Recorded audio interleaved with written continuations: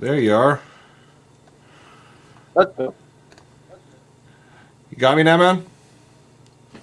I got you. Awesome. Well, here we are with James Krause, the James Krause. How are you What doing, up? man? What? So, how are you doing, man? I'm good. I'm good. I mean, I'm just as good as I'll be. The lockdown kind of sucks, but I'm using the time to get situated and all that stuff, get some stuff done. Right on. Man, I've known you for quite a while. I've never seen you stop moving. You're always on the go. I mean, what is it like for you to be on lockdown? I mean, you are always traveling. You're always somewhere. I mean, I'm really not on lockdown. I don't feel like I am yet. I mean, like the business is closed, but we're still here doing stuff. We're updating the gym. I'm filming stuff for my online school. I was just in Jacksonville for fights this last weekend. I haven't really stopped moving yet. So, it sucks the minimal, like the minimal interaction with people. Obviously, like it's not fun, but I'm a firm believer in finding the positive in everything.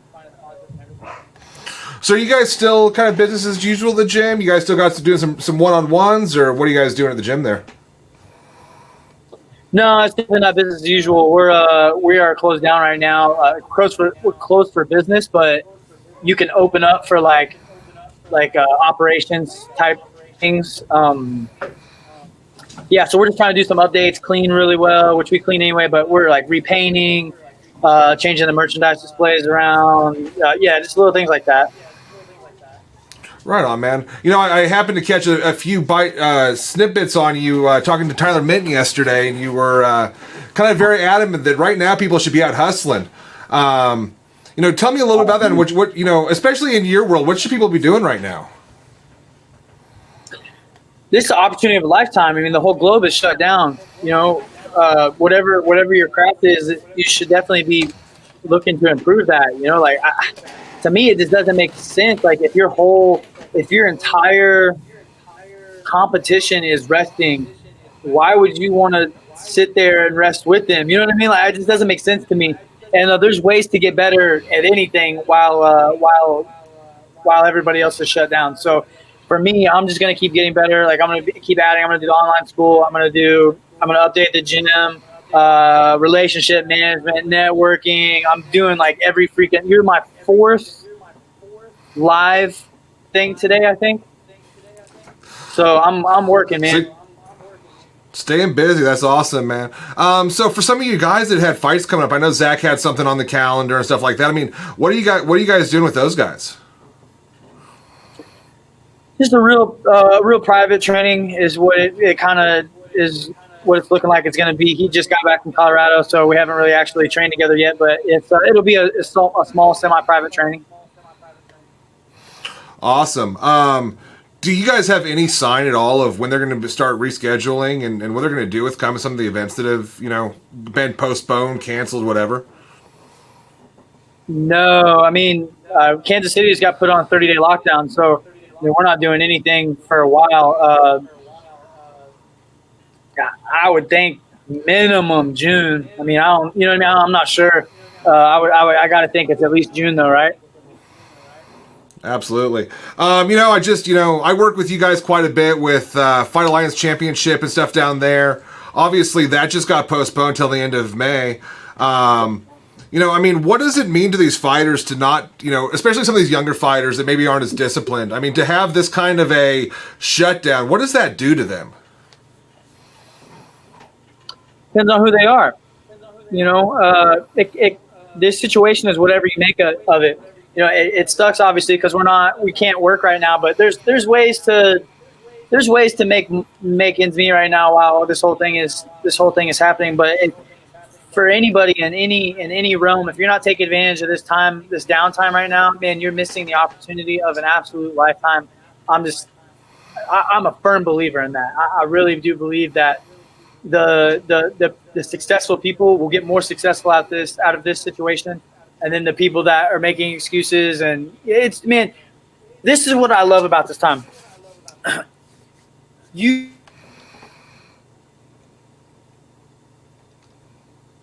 Oh, we lost him. Hopefully he'll be back momentarily.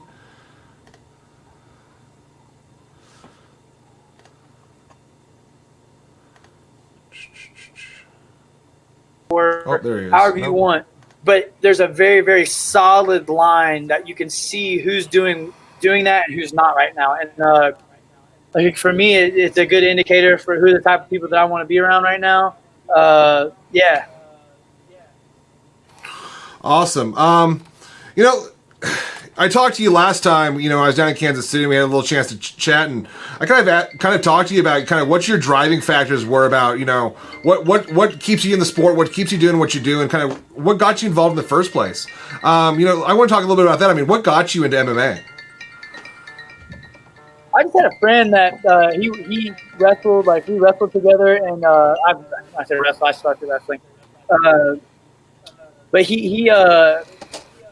we rode the same bus, and he was fighting, and he was doing really good, and just kept bugging me to come in, and so I came in, I joined him one day, and I never left. I fell in love with the sport, and it's something I've done for almost 15 years straight now, and I've very rarely taken time off, and I love it. I have no desire to be done training, even if I am done fighting. Man, it's interesting. You're always that guy that's always told me, goes, man, I don't take a fight unless it makes sense. I don't have to fight. I only do when I make sense. And then here you go and you make a liar out of me, and you turn around and take a fight on 24 hours notice. I mean, kind of what was the thinking behind that? And, was it just you were there and it was an opportunity, or what was the thinking behind that? I thought the fight made perfect sense. I thought it was one of the best moves I've ever made in my career. I got a new contract out of it. I had a good matchup. I thought I won, even with no camp. I thought I did everything right. I would do it again, even knowing the result now. I mean, obviously, you had already trained against Giles before, or not, but coached against him. So you kind of already had a game plan in your pocket. Did that have a little bit to do with you taking that fight? Minimal. Minimal. I've watched him fight Zach. Obviously I coached against him for Zach, but it didn't have a huge play into what I was doing. It was more for me, man. I feel like I could win the fight. I feel like I did win the fight. You know what I mean? So it's like, and that's water under the bridge. I lost the fight.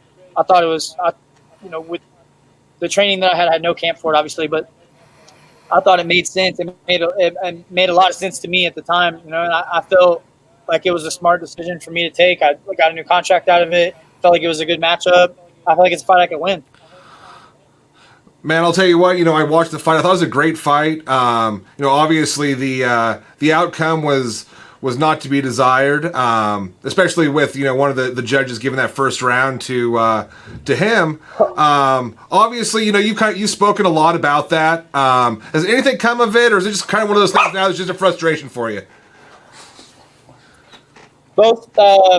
My management team still feels like it's going to get overturned. I don't really have anything to do with that, though. I don't really care. Everything that I could have gotten out of that is already gone. So it's, what I mean. It's not like I'm pursuing it. They are. I don't really care about it. So it's nothing that I really care about. But it's definitely frustrating on my end to know the conflict of interest that happened within that. Right on, man. I was listening to something the other day, and I'm a little biased, but I know you, and I like you, and I consider you a friend. But I heard somebody talking the other day about, that you're probably going to be a better coach than you ever were a fighter, just because you've got that mindset and stuff. Talk about kind of coaching and what it means to you, because I know it means a lot to you. It means everything to me. I'm really passionate about coaching. I'm really passionate about helping other people reach their goals. And I love coaching. It's one of my favorite things in the world. And I love fighting too. I've just been doing it for so long that there's just, there's a lot going on, and I really enjoy the coaching aspect of it. I enjoy both of them a lot. I enjoy training. I enjoy helping others.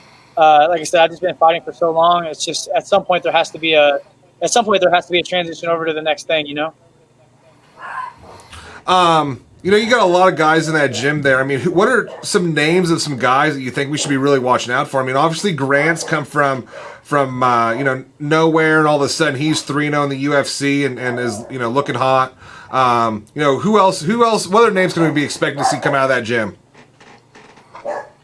So right now we have obviously the Jason Witts, the Trey Ogden. Those guys are incredible.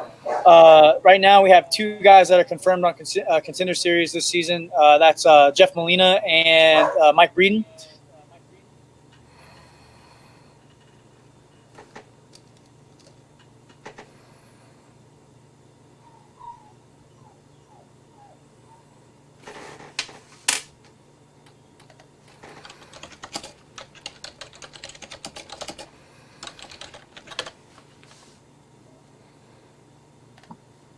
Oh, there you are. Sorry, I lost you for a second there. Well, that's awesome, man. You guys have a young amateur down there too that you guys can't find fights for. I can't remember his name though. I know it's the guy that you guys were getting on the FAC show. Tell me a little bit about him and who he is. Yeah, Isaac is LC Davis's cousin. He's a silver medalist, D3 runner-up, I think. Real talented kid, can box well, can wrestle really well. He's a hell of a grappler, great mindset. He's tough as nails. He has the whole package. He's only got one fight. You're having a really difficult time finding him fights, and right now in our state, you can't turn pro unless you've had 5 amateur fights or more. So we're kind of having a tough time with him because nobody will fight him, but we can't turn him pro because nobody will fight him. I mean, is that one of those things? Do you think he's a guy that's kind of ready to make that step, but just you've got to reach those milestones in your state? Awesome. Yeah, I mean, he definitely could be pro right now. I mean, the dude is incredible. He's a very, very good wrestler, and I think there should be exceptions to the rule, but they just made that rule, so I feel like they're having pressure put on the commission to where they shouldn't bend the rule right after they did it, but. You could always take him to another state, send him pro, which, we're having a bunch of talks on what the best move is for him next. I mean, I guess that's something to think about. Missouri, their amateur commission it's brand new. It's not even a year old. How has that been, kind of that transition moving from having unsanctioned amateur fights to all of a sudden now you guys' amateur fights are sanctioned by the state? Well, I think it's a good thing in the long run. There's growing pains with everything. It makes it's more expensive for the promoters. There's more there's a bigger process that goes into getting the fights ready. Like they have to have blood work, but these are all good things. Some of them are inconvenient at times. Obviously, the safety of the fighters is number one on a coach level, on a fighter level, and on a commission level. So the blood work and stuff should have been there anyway, but. There's other small rules that they've had that have kind of made it annoying. You know what I mean? Nothing big, but growing pains. But they are pains nonetheless. But I think for the long run, it's better for the sport. It's going to weed out a lot of the guys that are just fighting every weekend and don't train, and it's going to make it a lot better for the real fighters and the real promoters.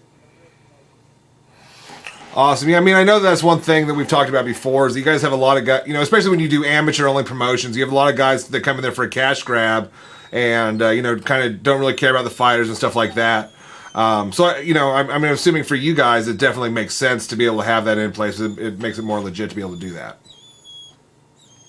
Yeah, absolutely. I mean, we're always looking to legitimize what we do, right? I mean, so when you have a guy that doesn't train and doesn't put the work in and he's being compared to somebody that puts work in every day. It's kind of tough because a lot of people, especially if they're new to the sport, from a fan perspective, they don't know the difference between what a good fighter and a bad fighter looks like. So when you put those two up comparatively, it kind of sucks sometimes when they don't know the difference. So I feel like it'll get rid of the guys that don't really do the sport like they should, and it'll promote the guys that are living the life and are putting the time in. It'll promote them much better. The quality of fighter should go up. Awesome. You said you've been doing a lot of these live interviews or just interviews in general over the last few days. I mean, what's kind of the biggest thing that you've heard from guys when you've talked to them? It's been all over the board. I just think I think maybe not from other people's point of view, but I kind of hit home on this already. Like I've said this in every interview. I feel like so I'm kind of being repetitive, but this is like the opportunity of a lifetime. I said this earlier, but like, man, for people not taking advantage of this, it's crazy to me. It's so crazy to me that these same people will come to me 2 months from now and ask how they get better at fighting. You know, the people that aren't putting in work now are the same people that are going to ask why they didn't make it, and are going to, you know what I mean? It's a vicious cycle. They're not going to understand why they didn't get their shot, or why this or why that. And it's because the work wasn't put in whenever the opportunity was there. You know, like we have such a big opportunity in front of us right now to really pull ahead of the competition. Even if you're dedicating 1 hour a day to your craft, I mean, if we take 30 days off, that's over 24 hours. You know, that's over one full day of real time work. You're not going to get that anywhere else, man. Like it's almost impossible. So, like that's the biggest thing that I feel like from my perspective needs to hit home to everybody is like, dude, get off your ass. Don't use this time to watch Netflix. Use this time to make something in your life better. Man, that's awesome. So, speaking of Netflix, what have you and the family been watching at home on Netflix since you've been on this not being able to travel thing? I don't really watch a lot of TV, man. I really don't. I watch TV when I go to bed. The wife and I are watching, what is that, like Lion Kingdom, or what is it? I can't remember what it's called. The Lion, I don't know, some kind of weird lion trading thing. It's weird though. So yeah, that's awesome. Well, that's crazy, man. I mean, you are one of the most motivated people I've met in a long time, and you once told me, you said, "Man, if it's not making me money, why am I doing it?" And I so understand that, and that's why you're one of the first people I called when I wanted to do this, because man, you're always so well spoken. You've always got so much to say. I love chatting with you, man. Yeah, man, appreciate it. It's always fun to catch up. I know we haven't talked much lately, but I always enjoy catching up with like-minded guys. I know you're grinding all the time, doing building your YouTube stuff up and all that, man. It's pretty cool to watch as well.